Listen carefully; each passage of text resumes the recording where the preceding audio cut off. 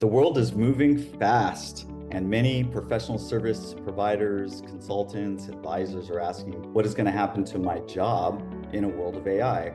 Today, I'm joined by Anna Vitale, Chief Client Officer with Growthink, and we're going to ask the big question, what is the role of an advisor in an AI world?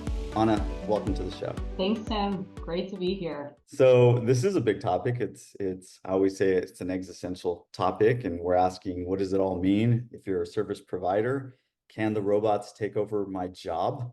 Will the robots take over my job? What jobs are the robots taking over? And I thought we would kind of start with some low-hanging fruit here, which is when you think about professional service providers, where do you think AI is going to chip away at jobs first? It's a great question. I'll just preface this within a few months, all of this could be moot. Things are moving fast, like you said. So the timestamp here is September 3rd, 2024. As of now, we still have a job. We still have a job. So as a firm, we have a ton of favorite applications and uses of AI in our business. We've seen the new Gen AI tools help us in a variety of ways. And I will say that there have already been some casualties, specifically with research. So they're definitely we used to be the gatekeepers of information. We had the ability to charge for it. Today, access to information, and most importantly, targeted information that is sourced and customized to the question that you, as the user of the Gen AI tools, is asking, is much better than it's ever been before, particularly with Perplexity AI, which gives you sources for whatever you're looking for. So you really don't need to hire a firm anymore to retrieve the basic market sizing or competitor data that you used to. So that's the big one. And we'll come back to that because it doesn't get you all the way, but it gets you farther than where it used to. Synthesizing and summarizing long or complex text. So people who didn't like to read before, which I think is a lot of owners, no longer really have to in the same way for a lot of purposes. I mean, whether it's a very long, complex email and the tone of whoever wrote it is throwing you off, whether it's a very long report and you want to query the report for some specific data point you're looking for, AI now does this, better than what we would do. And then, there's some other uses like, writing a business plan, which is writing is one of the hardest things for many people, but it's very easy now to have your plan quickly written up. Now, again, like research, it gets you so far, but that act of writing based on inputs that exist that you have in front of you, AI can do that stuff really well. I've seen some other tools that maybe not are full AI, but at least when they got started, there were some casualties, to use your term. I remember taking a web development class in 2001, and I was amongst a handful of people that knew how to build sites. And then every year since then, the tools got a little easier to use, and now you just have to drag and drop with Wix. So it's not full AI, but it is technology, it's automation, it's all these tools. And now Wix, I'm just using Wix.com as an example, but now they have AI where you can say, I'm looking to build a barbershop website, and just click publish and it'll start writing all the copy.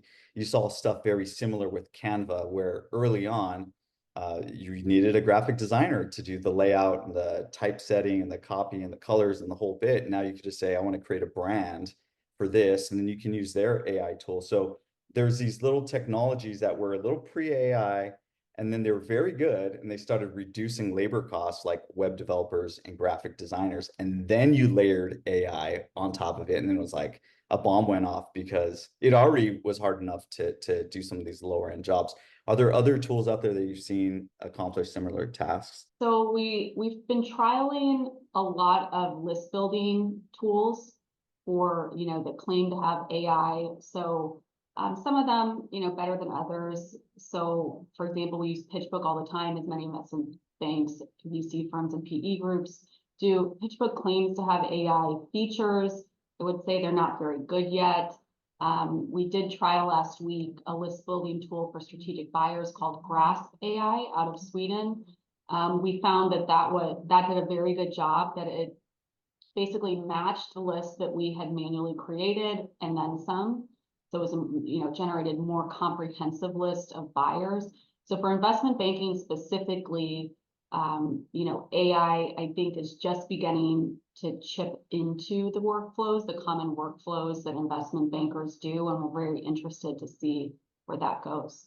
We always, as humans, say, well, AI is not as creative as a human can be. AI can't, come up with this creative copy or some design. What's your take on AI and creativity and human creativity, and where's the line? Because to preface it a little further, as management consultants, we feel it's very creative work. As entrepreneurs, we feel the whole thing is like a painting. I mean, everything you do, even designing SOPs and workflows, if it's very creative process. So where do you think the line starts to get blurred with AI and creativity? I think about that a lot. I think that right now, the AI tools, what they spit out is as good as what you put into it. I don't see them capable of having, conversations with multiple stakeholders, employees, investors, sitting in a room, like you did last week with an organization, listening to multiple people talk, reading their facial expressions, having an idea about who they are as people, and being able to guide and advise based on what you're observing. So I don't see AI as being to a point where it can synthesize information and data from a variety of sources. So interviews, market research, client phone calls, financial statements. AI is particularly terrible at financial analysis and modeling, and being able to generate, this is what we think you should do. And so that's where I see, like, I haven't seen anything. And again, September 3rd, 2024, 3 months from now, we could be in a totally different world. But as of now, I haven't seen anything that replaces that. Because you can go back and forth with ChatGPT about a particular problem you're facing in your business and maybe get some solid advice, but it's not going to challenge you, because it's not going to know, if I'm coming in as Anna with this particular query, it's not going to have any idea what you as Tim, my colleague, has thought or said about these issues, to be able to come back to me and say, well, have you thought about this? Or maybe Tim feels that way because he has this perspective. So it doesn't really have that multi-dimensional, multi-person capability to push an idea forward. And I don't think, I'm biased. I started my career as a journalist. I don't think that any of these AI tools yet has as good of writing as really good writers, in terms of having a specific angle and a point of view. We all know when we're getting served an email or a blog post that's been written by ChatGPT. If you're paying attention, you know that it has a particular tone. And I have tried to get these tools to kind of mimic the tone of particular writers, and it's still not quite there. It's not quite there. So I would agree that in terms of creativity, both of thought, of taking inputs from a variety of sources, and of coming up with an idea for something new based off of all that, that's where I feel like humans still have a pretty competitive moat for the time being. Is there anything that you think humans should stop doing? Maybe I'm putting you on the spot here, but when you're like, I just don't know what's the point of us doing that anymore. I think for me personally, managing a team, managing clients, I know the personalities of people involved, and I'm aware of sort of the status of, if I'm reporting to someone, if someone's reporting to me, if I'm managing linearly a client, but going through that mental work of like, how do I message this internal communication? Or maybe I need to deliver a piece of harder news to a client, and I can plug in, this client is, Right. years old and has run this business for 20 years. And I need to tell him that, the value of the company is not what he believes it is. And this is a little bit about me and my role. Can you help me generate a message? That sort of application, I think, is super helpful because it frees up your mental work to be more present, to be more available for the actual, in-face or over the phone communication you have with your colleagues or with clients. So AI is not writing every email, it's not writing every message, but in those tight spots where you're aware that there's maybe competing interests or where a message might not be received, that's something that I've stopped just trying to figure out for myself Right. for the most part. Yeah, you've been offloading that mental strain because we always say this type of business is high EQ as much as it is IQ, but it's the mental strain. Like we're uniquely built to deal with the emotions of business owners, which are, you know, the roller coaster. And I haven't seen AI be able to take that on independently, but I have seen us being able to say this person is high strung, high intensity, this person's an alpha male, what do you have, whatever you put in the characteristics, and it can spit back maybe different means of communication that I may not have, especially in different emotional states, right? I mean, how many times do you want to communicate and you're high strung as well? And you're like, I should probably take a beat here. And I think what you're touching upon much earlier is the nuances that we can see in the conversations and in the work that we do. So if I hear a CEO maybe has a certain tone in their voice and I'm picking up the nuances and the eye contact from the other person in the room, I know there's some landmine that I probably shouldn't step on. So where do you see us humans building more and more trust in AI, and how do you see that trend continue? I see it in just the workflows, like how like 10 years ago when we started using G Suite and Google Docs and Google Sheets, there was a lot of like, oh my gosh, like this is not Microsoft Word or whatever. But now it's just sort of people understand that it gives you real-time editing and everybody's used it for the most part. You know, people were really worried about transitioning to Zoom from face-to-face meetings, who's listening, this and that. You know, I still see the AI tools that we have as tools. I don't see them as replacements.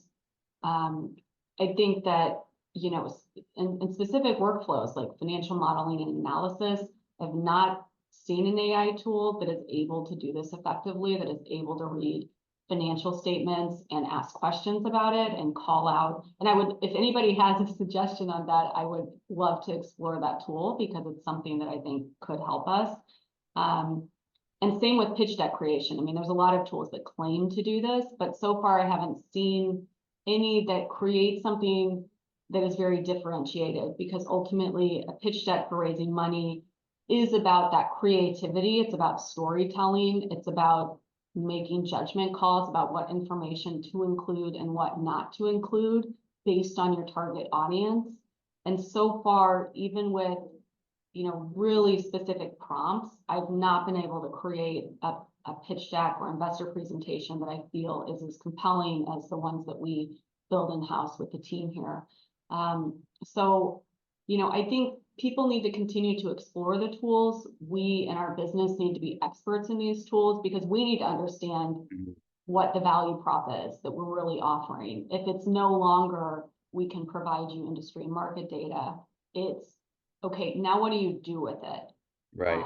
There's this kind of illusion that if you have the information or that you're able to query a question, that A, you're asking the right question, and B, you're going to know what to do with the answer. And I think that AI still is not to a place where it can check you in either of those. Does that start to answer the question of what is the role of an advisor in an AI world? Is part of our role is to research these tools? Yeah, absolutely. Absolutely. I think any advisor who's not using some of these tools now, you're going to either be, you're going to be paying more, or they're going to be spending more time doing what I now consider more kind of rudimentary tasks to get up to speed on your business, on your industry, on your market, instead of focusing on figuring out how you navigate those things, Yeah. whether that's, you know, within your C-suite, with your board, with your employees, because I just think about our teams and how much time. I mean, we used to spend 30 to 50 hours up front researching a new industry, and now we're able to spend that time in much more targeted pursuits, whether it's research, whether it's list building, just because we're able to kind of on ramp so much faster. It's kind of like the early days of crypto when Bitcoin was getting some legs underneath it and everyone became a crypto expert overnight, a blockchain expert overnight. And now I'm seeing a lot of AI experts and there's so many tools and it's like, how does one decipher who's really an expert when there's something new every single day? And as advisors, we kind of have to be experts. I mean, to some extent, I mean, we have to be very knowledgeable and maybe more knowledgeable than the other folks. Do you see that to be more the case when we work with, let's say, more legacy businesses versus the early stage startup, or do you think it applies to everybody? I think it just depends on how much of it is behind the scenes. So I would say in our client base with legacy type businesses, they're probably for the most part not using AI meaningfully within their organization, or maybe, and I mean like the Gen AI tools. So many of them might be using some kind of software that has AI capabilities, but they're not even aware that Right. that's happening. But our more like tech-centric clients, they are aware of these tools. They're using them, they're exploring them. Do we maybe have a few more tricks and techniques on how we write a prompt or how we ask for information or query information? Yes, I think so. Are we aware of more tools? Probably. But within people who are paying attention, who are trying to get up to speed on this stuff, I mean, the beautiful thing about the Gen AI tools is that they will teach you how to use them. Mm-hmm. Like you don't need to, get a course online. You can literally ask it, how can I make this prompt better or more effective, or what am I missing? And it will tell you. So I think that line of adoption among our clients is very industry dependent, and some are more savvy than others with it. But in terms of how we use it, I don't know that it's necessarily like dependent on the client industry. What questions do you think business owners should be asking today about AI? I think they should be asking, how can this make my life easier? Like, what can I use to make my life easier? Because there is a lot of opportunity to do that. I think they should be asking, is what I'm getting from my employees, does this, assume your employees are using these Gen AI tools, but are they applying the human level skill on top of it to bring it to the next level, which should be the expectation. Meaning if you're reading like a really generic report, it's clear that probably they used ChatGPT to write it and didn't do the full homework behind the inputs that would make the report compelling. So just, even if you're not using this stuff regularly, I'd say expect that a lot of your employees are, and be aware of confidentiality issues with that. So that's a big thing, on ChatGPT, having the option turned off to use whatever information you're feeding it to train the model. That's an important thing. And then I'd say that like tasks that you can automate, do it. I mean, that's just an efficiency recommendation. Like if you need to get through a really long report, like use Perplexity or ChatGPT to query the report to help you get up to speed, to help you respond faster to the person who sent it to you. Use it to organize maybe the list of things you have to do. I know some CEOs that have programmed in to some of these their own persona and how, their preferences, what they care about, so that whatever the Gen AI tool is answering, it's taking that into consideration in its response. Have you started doing that? I have not. I have Yeah. not done that yet. I've No. been Have doing you? it a little bit. Yeah. And I'll say, Yeah. make this sound more like me. And it'll spit it back to me. I'm like, wow, that's a little scary. Do you feel like it's good? Like it's a good. It's getting there. It's getting there. Yeah, there's little things. So how do you think consulting evolves? Like what does consulting in 10 years look like? Or professional services, anyone who gives advice, the role of the advisor. And this takes in a wide swath, by the way, that we're talking financial advisors, attorneys, management consultants, bankers, like the whole way through. Anyone who gets paid by giving advice and strategy. How do you think that evolves in 10 years? I think it's tricky because, I've been in this world for the last 12 years, and part of my training was doing a lot of the tasks that now AI does and learning how to evaluate piece of market research, learning how to write better and, business tone, just being able to read quickly and pull out key points. I mean, those are all things that help to train me into being the advisor I am today. So there's a question mark for people who are, in my mind, for people who are earlier in their career, is what is the trade-off in being able to kind of skip over that in a lot of respects? And I don't know. And that is a big question. I think for the professional services industry as a whole, I think it's to be determined. Because this human to human thing really, I mean, I don't know about you, and they have these bartender robots in some places and casinos, right? And it's happening, but like, I don't really want to be served a drink by a robot. Like, even if it's faster, even if it's a better pour, whatever, like, I still want that human to human interaction. And I think a lot of humans do.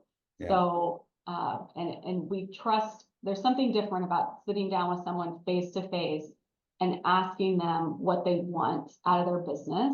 And I think that for the time being, that's the differentiator in professional services, is being able to sit down with someone, have a face-to-face conversation, really understanding who they are, not based off of the information they've supplied you with, but about you observing them in a variety of situations and listening to them speak on a variety of different topics, and being able to ask them, what do you want from your business? What do you want in this next chapter of your life? And they know that you care. And sometimes until somebody asks you, you actually don't know the answer to a question like that until somebody really asks you from a place of wanting to know. And so I think that that's a huge differentiator, that humans, an advantage that we still have over the robots and over AI. I fully agree with that. I think humans, we have so many shared experiences. And if you just think about your day today, you woke up, you went through a series of experiences, mini experiences. I brushed my teeth, I combed my hair, I took a shower. Those are mini experiences, but I did them. And then you have big experiences, like I had to do an employee review, or I had to let someone go, or I had to raise some money, or what have you, big experiences. Then you come home, you have more experiences. I watched a movie, I did this, I went to church, what have you. So when you meet somebody, anybody, any other human on earth, you go to the grocery store, you meet the bagger, and he's like, hey, you having a good day? You're like, yeah, the weather's great. He's like, I'm experiencing this weather too. So we're building this mini trust in a microsecond, but we pick up on that. And then you get into a business meeting and someone says, yeah, I'm thinking about selling. And then we as professionals can say, well, we actually recently helped someone your age in your similar industry sell, get a higher valuation in the same arena. And they go, wow, so you can help me too, because you've had that experience. We understand you. So I think that it all comes down to experiences. And I think the role of the advisor is to continue to have experiences and to continue to be relatable, continue to help somebody in their experience and break through that wall, because that's what the robots will never be able to do. They just won't. Timestamp September 3rd, 2024. Exactly. No, I totally agree, to be able to break through that. And sometimes that's what we need as humans, right? We need somebody to do that so that we can access that next level of thought or creativity or idea for our company. Now, when it comes to law and accounting, I'm still not sure if they're safe from AI. I think they're going to come for the lawyers and the accountants before they come to me. Come for me. Again, timestamp. You know, I don't want to get political here, but you know, can you have an AI president? Would you have two AI presidents that are competing in a debate? Like, is that in 30 years and 50 years? And you know, it's this AI company versus this AI company that are running the world. I mean, who knows? Might be an upgrade. Might be an upgrade. Exactly. So let me do a quick speed round here. What are your top 3 favorite AI tools right now? Perplexity AI, Okay. Grasp AI, and Numerous AI, which will summarize or organize off of G Sheet.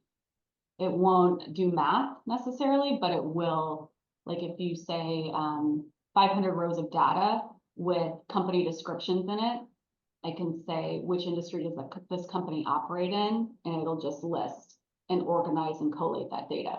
So that one's been cool. And I would say you said Grasp as the other one? Grasp What AI, does which that is do? a list building Let's go. tool for, it will generate lists of strategic buyers as well as lists of target companies that buyers might want to acquire. What are your top 3 human qualities? Just that ability to listen, sense of humor, the observational humor, that like those little moments that happen in real life or when you're talking with another human being, and still that like unique human intelligence that draws on all the experiences that you've had in your life and has a perspective, a unique point of view. Every person has a unique point of view. ChatGPT has like one point of view that's Right. predictable. Like it's always nice and Yeah. Yeah. amenable and fine. If there's one AI landmine, what do you think it is? I think it's the belief that this is gonna like solve everything. The fear that it will obliterate everything, either like this belief that it's going to be, be the end all, or the belief it's going to be the end all. Like it's kind of the same thing, just over subscribing what it is and what it's able to do. What do you think, last question, will be one thing that remains in 50 years from now? So many things like dancing, swimming in the ocean, getting together for a drink, like all of those things will be here. All right. Well, we have our timestamp. So whoever's watching this in 50 years from now, come back and see if you're still dancing, having a drink, and jumping in the ocean. Anna, always a pleasure. Any last words for our viewing audience out there? Just use AI. Don't be afraid of it. Use it. Figure out what it is. Figure it out. Make it work for you. Make it work for you. Awesome. Well, thanks for joining. Thank you, Tim. Have a good one. Like, comment, subscribe. See you on the next show. Thanks.